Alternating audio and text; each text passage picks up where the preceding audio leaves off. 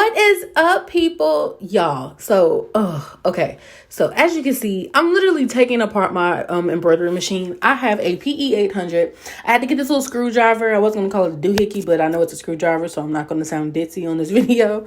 But I basically had to take my not entire, but the part that covers this little arm right here that covers like the needle that keeps going down and the automatic threader. If you can see, there is a piece of green thread that I'm about to pull out. I had a little bit of nesting happen under here. Okay, I exaggerated. It's not a little bit. It might be a lot, but it's okay because we're just going to keep going on and I'm going to get it out. So normally when this happens to people, they panic and they're like, oh my God, now I have to take my machine to go to the shop and everything else that probably comes along with taking your machine to the shop. Me, on the other hand, I'm one of those type of women that would rather do it themselves. Even if I break it, I know that if I break it, I can take it to a shop and they can fix it. So what you see me doing here is finding out that this little screwdriver fits perfectly in this spot for me to be able to take these two screws out. There are two screws that actually sit in this metal plate. And what I'm going to have to do is remove those two to be able to actually get under where my needle sits.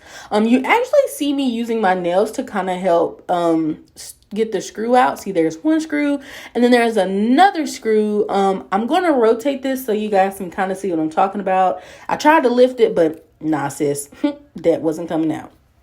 So then I thought, maybe I need to take this front plate off. I found another screw. Sorry, my big old head was in y'all way, but we just gonna get right past that. And yeah, I'm gonna unscrew this screw, but make sure, guys, if you have to do this or if you do this, sit your screwdrivers where you can see them lined up and that way you know what screw goes where. This was actually not as hard as I thought it was going to be. Like, see, I tried to lift that off, but it was like, nah, sis, there's way more screws here. You thought you were going to take it off, but it ain't coming off because there's more to it. So I was like, all right. Yeah. So then I turned it again and I was like, I know it's another screw somewhere holding this on here. You're not about to like win me over. I'm going to figure out how to get this metal plate off. Because if you see like this, oh yeah, make sure you unplug your machine. Y'all don't be like me and start this new machine plugged up and then you're behind gonna end up electrocuted. Even though I did not end up electrocuted, but I'm just saying, better safe than sorry. Turn off the power to your machine because you do not want to hit something, then you end up like a fried piece of turkey bacon on the skillet. Okay, we got to be careful, y'all. All right. But yes, there is another screw right here that I'm pointing to. I am going to take that screw out because I didn't know if I needed to take it out, but yeah, I really didn't need to take it out actually, but I took it out because I thought maybe like another piece would pop off and come out of my way. But I'm just going to fast forward past this, guys. And when we actually get to the part that I need to get to explain to you and actually show you what happened, I want to do that. So I'm just going to throw some music in here for y'all, kind of speed past it a little bit, and we're going to keep it moving, boo.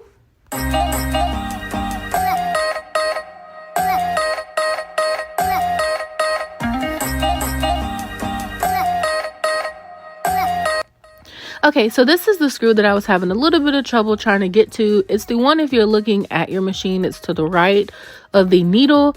I just kind of literally, like, how I ended up figuring out, guys, is like I ended up putting my hand under here like kind of awkwardly, but surprisingly it worked. I did have to turn the machine just a little bit, but this girl, what is that thing called, screw, actually came out better than what I planned for it to. So I'm just taking this apart. I'm probably going to fast forward this too as well because I don't want to give you guys a 20-minute video if I don't have to. So yeah, we're just gonna fast forward this part too. All right.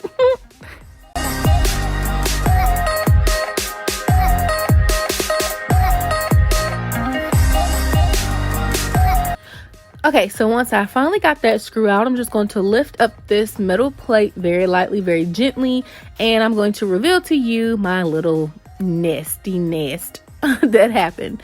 How this happened to me, guys, was I was trying to basically put too much thread in one area at one time, and it's like my machine got a little hungry and just sucked in more thread than what it should have. Honestly, I don't know how to explain it, but yeah. So I'm just going to take this thread out. And then I am going to actually clean this in just a moment, but I just wanted to bring it closer to you guys to show you, like, the crazy part about it is it actually does look like a nest, a little birdie nest. That's just the embroidery term, I guess, that a lot of people have used. Yeah, so I finally got that out. Thank God. It was free. You know, I had some screwdrivers laying around, and I just like, you know what? It's just a bunch of screws. Just remember where I put them in. Yeah. So I found this little brush cleaner that was in the white bag that actually came with my PE800. And I was like, you know what? Since I have this off, why not go in and clean it? If you can see, like, some of the dust particles, they have a little bit of glitter because, of course, I do use glitter on vinyl sometimes. So I just got in there, and I was really gentle with it, guys. I wasn't forceful. Like, once I get this to focus, like, you can see it's just dust and glitter. It wasn't very much, to my surprise. I mean, I've had the machine since March, and it's now October, so yeah, it wasn't too bad. I got it all cleaned. I was good to go. So what I'm pointing to is I'm going to put the metal plate back in first, because that was the last thing that I took out. Like I said, guys, just remembering what screw goes where.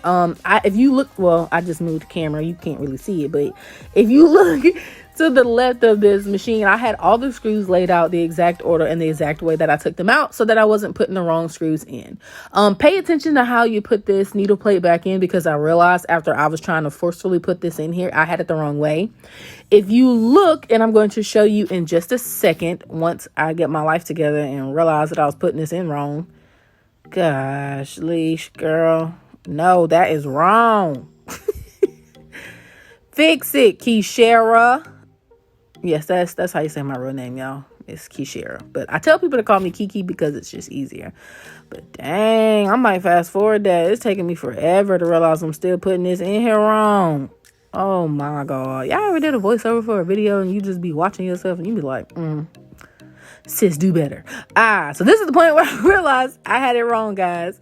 Look, see, make sure you put, y'all crack myself up. Make sure you pay attention to where the needle goes. You see me pointing now I'm trying to sit here and act like I ain't just struggled for about 5 minutes trying to put this in here. But it's cool. It's fine. I got through it. I figured it out, and we just gonna leave it at that. So just make sure you lay this metal plate exactly how it was. For me, I made sure that once I put my presser foot down, that my needle would still fall above this hole where it's supposed to go. So that was kind of how I was able to check and make sure. But I made sure that it was tight in that corner, that it wasn't going to move. I got a little bit close, just, you know, because you can never be too sure. Oh, and if you actually look in those 2 holes where the screws go, you just make sure to line it up exactly, because honestly, guys, the machine won't let you put a screw where a screw won't go. Like, if it doesn't fit, it's not going to work. So I just made sure that I had the line like exactly how it was supposed to, and then I just stuck the screws in there. This one was a little bit harder for me to get to, that one over there on my left hand, but I got it in there. Thankfully, I kind of had strong, long nails, and I was able to kind of use my nails as well. I also, of course, used that same screwdriver, and I had to place my hand awkwardly again, but yeah, I'm probably going to speed past this because this part's kind of self-explanatory, guys. We're just putting it back together, and I don't want to bore y'all, so I'm about to give y'all some music to jam to while I put it back together.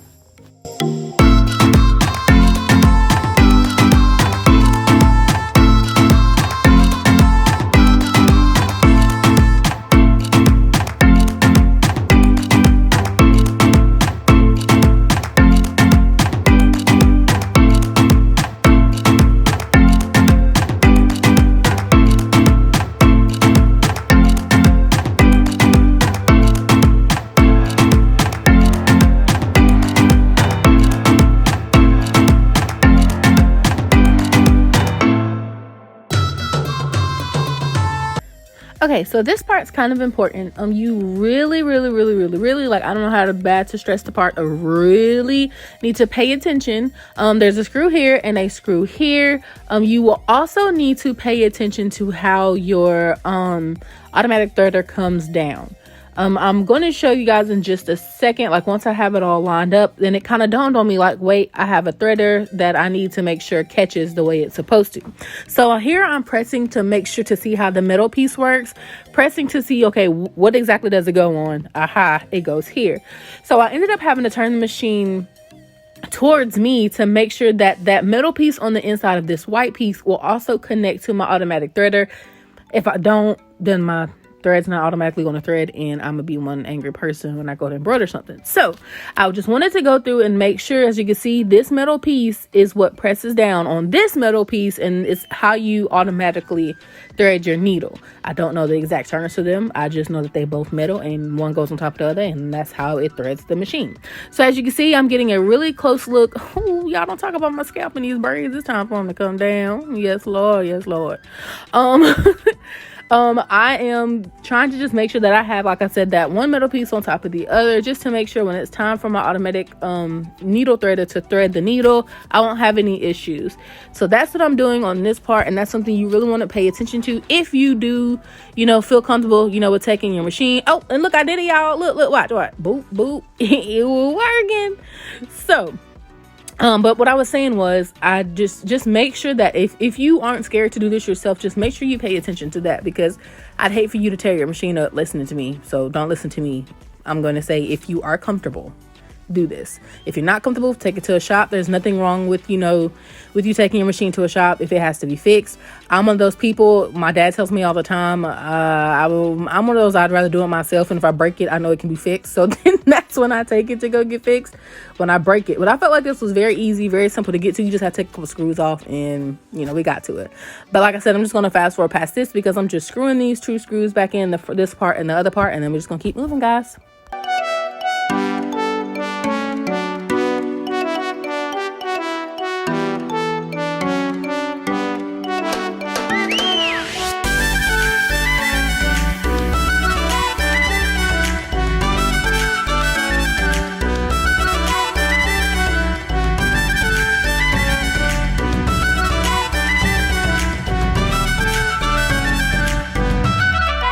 When you go to put this plastic piece back in, if you see I'm moving my finger just to make sure I don't have any kind of like loose ends or anything like that, you should not be able to like wiggle it or move it around. That let me know that I actually put everything in correctly. My presser foot's coming down, my needle is threading like it's supposed to. Well, it's going to. But we were fine, we were good to go. I'm going to move this ring light out the way, because now I'm going to put the other attachment back on. I had a little bit of struggling going on, y'all, but yeah, I basically got everything back together, and we're gonna keep on going. There is a lever that you can use just to make sure that you get this in here correctly. And once I got everything done, excuse me guys, I went and plugged in the power. Remember in the beginning I said, if you are doing anything where you're taking your machine apart, please turn off the power, unplug it, take it from the wall, whatever you have to do. Just make sure you unplug your machine, because you do not want to get electrocuted, guys. Like, it is possible, if you leave power running to a machine, that electrical currents can run through and you will get shocked. So just please be careful. But like I said, I just turned the machine back on. You know, when you press your beginning button, this is how your PE800 looks when you first turn it on. So I felt pretty good about that. I was like, okay, I got my screen back. It's all good. So then I'm going to go up and press the button, press the screen, you know, and it says this, I did leave the presser foot down, so I had to let it back up, because it's not going to move. So once you have your presser foot out of the way, you're going to press OK, and then your carriage is going to move forward, backwards, and you're good to go. So then I'm just going to suck back in the design that I was working on, that actually ended up messing up at the end of her name. Like, guys, the shirt was done, her name was done, everything was done. And then it wanted to mess up on me. So one of the reasons why I say a multi-needle is definitely going to come in handy when I am able to get one. I'm excited about that. So yeah, so I'm just pulling in the design. It was Princess Leia was the name that I was working on, and when my machine decided to eat it. But yeah, guys, this is the pretty much end of this video. I was really excited that I actually got everything out of there, didn't have any problems. The only thing that I ended up having to do again was, of course, rethread my bobbin. And that's actually how this all started, was because I had to change my bobbin thread. And yeah, so I am just going to rethread my bobbin. Also, the next video that you guys are going to see me do is the one, it was in a comment asking me to show how I do my HTV designs, how I work everything, what I use to do the designs. I wasn't really sure of the comment, but that's going to be the next video for you guys. I'm going to record that tonight. So yeah, I was able to get it fixed. As you see, I'm just rethreading, if you want a detailed video of how I actually thread my bobbin and make sure that it all goes the correct way, let me know. Already know, guys. Comment down below, and I'll definitely make sure to get you a video. I am still working on the video of how I'll do Sew What Pro as well.